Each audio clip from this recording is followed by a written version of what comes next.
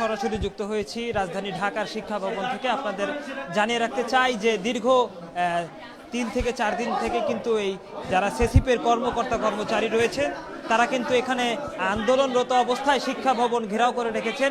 আমরা যেমনটি দেখেছি যে গতকালও কিন্তু সেসিপের কর্মকর্তারা এখানে উপস্থিত হয়ে শিক্ষা ভবন ঘেরাও করেছেন। আজও কিন্তু তারা তাদের কর্মসূচি পালন করছেন। আমরা যেমনটি দেখছি যে বিকাল থেকেই কিন্তু যে এই কক্ষটি রয়েছে, এই কক্ষের ভিতরে কিন্তু যিনি শিক্ষার অতিরিক্ত সচিব রয়েছেন তাকে কিন্তু বিকাল থেকেই অবরুদ্ধ করে রেখেছে সেসিপের যে কর্মকর্তা কর্মচারী রয়েছেন। তারা বিকাল থেকেই অতিরিক্ত সচিবকে তাদের দাবি আদায়ের লক্ষ্যে কিন্তু তারা এই রুমটির ভিতরে, এই কক্ষের ভিতরে কিন্তু অবরুদ্ধ করে রেখেছেন।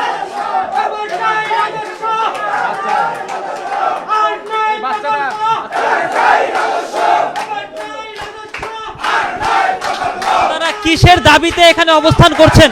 আমাদের এক দফা এক দাবি, রাজস্ব নিয়েই যাবো ইনশাল্লাহ। আপনারা কিসের দাবিতে এখানে অবস্থান করছেন একটু জানতে চাই আপনার থেকে। আমরা রাজস্বের দাবিতে এখানে আমরা সমবেত হয়েছি। আমাদের দীর্ঘ 22 বছর ধরে এই প্রকল্পের নামে টাকা লুটপাট চলছে, এর আমরা বন্ধ চাচ্ছি। মাধ্যমিক সেক্টরে আমরা সব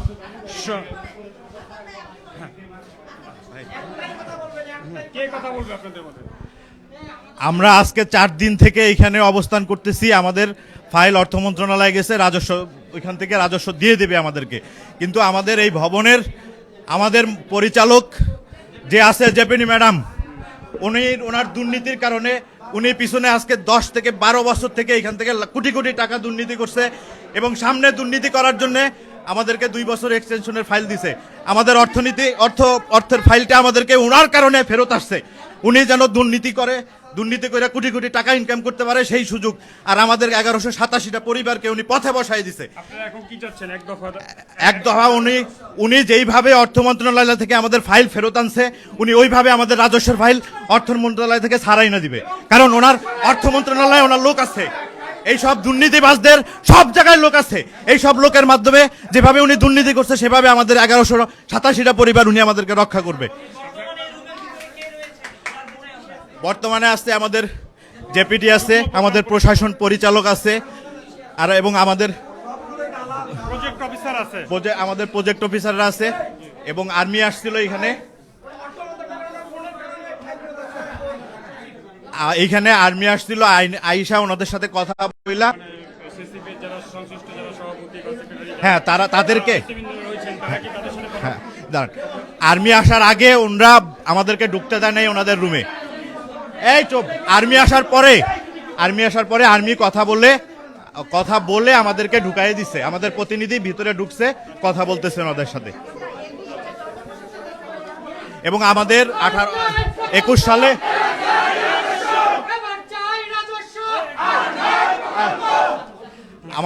সালে জনপ্রশাসন মন্ত্রণালয় থেকে আমাদের বাই নেমে পদ সৃষ্টি করা আছে, কিন্তু ওনারা প্রতিবারেই অর্থ মন্ত্রণালয়কে ওনাদের দুর্নীতির আখড়া ধরে রাখার জন্য বারে বারে আমাদেরকে ওনারা ভুল বুঝাচ্ছে।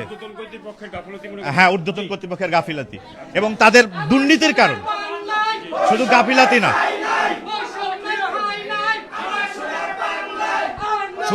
শুধু দুর্নীতি না, তাদের মানে গাফিলাতি না, তাদের দুর্নীতিটাকে ধরে রাখার জন্য, তাদের অবৈধ ইনকামটাকে ধরে রাখার জন্য তারা আমাদের সাথে এরকম করতেছে। না, আমাদের আলোচনা চলতেছে, আর্মি যাওয়ার পরে আলোচনা চলতেছে, কিন্তু আমরা এখনো কোনো রেজাল্ট পাই নাই।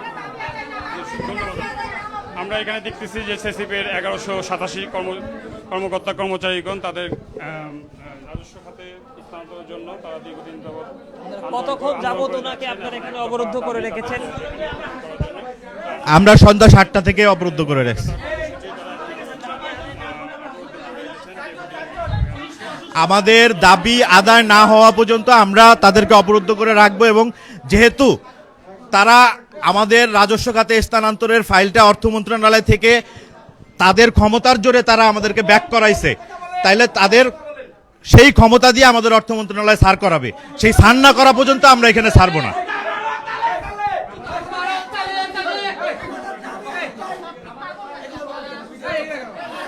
যেমনটি দেখছি যে এখানে কিন্তু দুজন অসুস্থ অবস্থায় পড়ে আছেন। আমরা যেমনটি দেখছি যে তারা বিভিন্ন দাবি আদায়ের লক্ষ্যে স্লোগান দিচ্ছিলেন কিছুক্ষণ আগেও, এখন কিন্তু তারা আহত অবস্থাতে, তাদের কিন্তু অসুস্থ অবস্থাতে তারা এখানে শুয়ে রয়েছেন। আমরা দেখতে পাচ্ছি যে এখানে কিন্তু একজন কর্মকর্তা কিন্তু এখানে শিশু কোলে নিয়ে তিনি বসে আছেন। আমরা একটু তার সঙ্গে কথা বলার চেষ্টা করব। আপনি এই ছোট বাচ্চাকে নিয়ে আপনি দাবি আদায়ের লক্ষ্যে এসেছেন, আপনি আসলে কি বলতে চাচ্ছেন? আসলে আমরা দীর্ঘদিন চাকরি করতেছি একই বেতনে, বছরের পর বছর ধরে আমাদের এইভাবে নির্যাতিত করা হচ্ছে। আমরা উপজেলায় একদিন আমাদের ছাড়া চলে না, একদিন আমাদের অফিস না করলে পুরো অফিস অচল হয়ে যায়। এভাবে কাজ করতেছি নিরলসভাবে বছরের পর বছর একই বেতনে, এটা কি হইতে পারে? এখন আমরা এক দফা এক দাবি, আমরা রাজস্ব নিয়ে যাব ইনশাল্লাহ। আমরা যেমনটি দেখতে পাচ্ছি তারা কিন্তু এখানে তাদের যে এক দফা দাবি, তাদের সেসিপের কর্মকর্তা কর্মচারীরা চাচ্ছেন তাদের জাতীয় রাজস্ব খাতে তাদের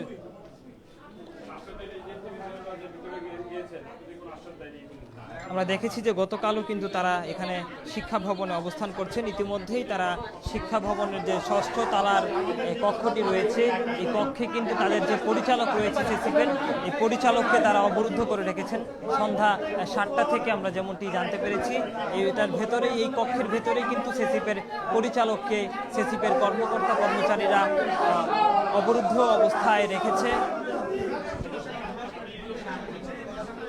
দর্শক, এই মুহূর্তে সরাসরি যুক্ত হয়েছি রাজধানী ঢাকার শিক্ষা ভবনের ভেতর থেকে, আপনাদের সঙ্গে সরাসরি লাইভে রয়েছে। আপনারা কে কোথা থেকে লাইভটি দেখছেন কমেন্ট বক্সে জানিয়ে দিবেন। আপনাদের মন্তব্য আপনারা কমেন্ট বক্সে জানিয়ে দিবেন, আপনাদের মন্তব্য জানাতে আপনারা ভুলবেন না। আমরা একজনের সঙ্গে কথা বলার চেষ্টা করব।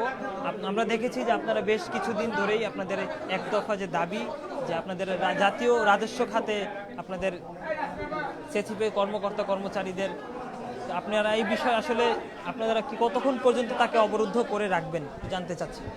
যতক্ষণ আমাদের দাবি আদায় হয়নি ততক্ষণ আমরা এখানে অবরুদ্ধ করে রাখবো। মূলত অর্থ মন্ত্রণালয় দিতে সমস্যা নেই, আমাদের শিক্ষা মন্ত্রণালয়ে এই প্রজেক্ট বাড়ানোর জন্য তারা বারবার পায়তারা করে লুটপাট করার জন্য দীর্ঘদিন থেকে চেষ্টা করে আসছে। 21 সালে আমাদের জনপ্রশাসনের 1187 পদ হওয়ার পরেও এরা প্রতি বছর পাওয়ার পর 7 বার এই প্রজেক্টটা বাড়াই 1999 সাল থেকে প্রায় 22 বছর যাবত এই লোকগুলাকে প্রজেক্টে ধরে রাখছে। এটা সম্পূর্ণরূপে গত সরকারের মানে দুর্নীতির একটা আঁকড়া, দুর্নীতির কারণেই এরা বারবার প্রজেক্ট বাড়াচ্ছে। আমরা রাজস্ব চাই, যতক্ষণ আমাদের রাজস্ব হয়নি ততক্ষণ আমরা এখানে ছাড়বো না, ততক্ষণ আমরা অবরুদ্ধ করে রাখবো। আসলে আমাদের শিক্ষা মন্ত্রণালয় এবং আমাদের অর্থ মন্ত্রণালয় সবাই পজিটিভ, তারা আমাদেরকে দিতে চায়, কিন্তু আমাদের এই ভবনের যারা আমাদের জেপিটি আছে, আমাদের পরিচালকরা আছে, তাদের কারণে তারা দিতে পারে না। কারণ আমরা আমাদের সাথে কথা বলে ওইখানে যে তারা বিপরীতমুখী কথা বলে তাদের দুর্নীতি ধরে রাখার জন্য, এই জন্য তাদেরকে আমরা অবরুদ্ধ করছি। শিক্ষা মন্ত্রণালয় এবং অর্থ মন্ত্রণালয় আমাদের সাথে একমত, তারা আমাদেরকে দিবে। আসলে আমরা 4 দিন থেকে এখানে অবস্থান করছি, শান্তিপূর্ণভাবে অবস্থান করছি, এবং আমরা এখানে যদি আরো 5 দিন অবস্থান করা লাগে আমরা তাও শান্তিপূর্ণভাবে করব। কিন্তু তাদের আজকে আমাদের অর্থ মন্ত্রণালয় থেকে ফাইলটা ফেরত দিছে একমাত্র যারা আজকে এখানে অবরুদ্ধ তাদের কারণে। তারা আমাদের 1187টা জনবল রাজস্ব খাতে স্থানান্তরের না করার জন্য তারা উল্টা বিপরীতভাবে তাদের আর একটা ফাইল প্রজেক্ট 2 বছর বাড়ানোর জন্য তারা প্রস্তাব দিছে, এবং এই প্রস্তাবটার কারণে আজকে আমাদের অর্থ মন্ত্রণালয়ে পাশ হয় নাই। এই গুরুত্বপূর্ণ ভাইটাল পদগুলো রাজস্ব না হওয়ার পিছনে কোনো কারণেই নেই। আমরা মাঠ পর্যায়ে স্কুল পরিদর্শন এবং কারিকুলাম বাস্তবায়ন এবং প্রতিটা কাজ করে থাকি। আমরা মাঠ পর্যায়ে ডিও অফিসে আমাদের 7 জন কর্মকর্তা, ইউএসএ অফিসে ইউএনও অফিসে একজন, প্রতিটা শিক্ষা মন্ত্রণালয়ের প্রতিটা অফিসে আমাদের কর্মকর্তা আছে। কোনো কর্মকর্তা দীর্ঘদিন যাবত এরকম প্রজেক্টে থাকতে পারে না। এই কারণে প্রজেক্টে থাকার কারণে আমাদের মান ক্ষুণ্ণ হচ্ছে।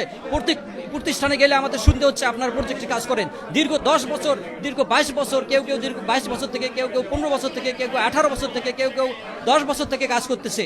এই কখনো প্রজেক্ট হতে পারে না। আমরা দ্রুতভাবে রাজস্ব চাই, রাজস্ব ছাড়া আমরা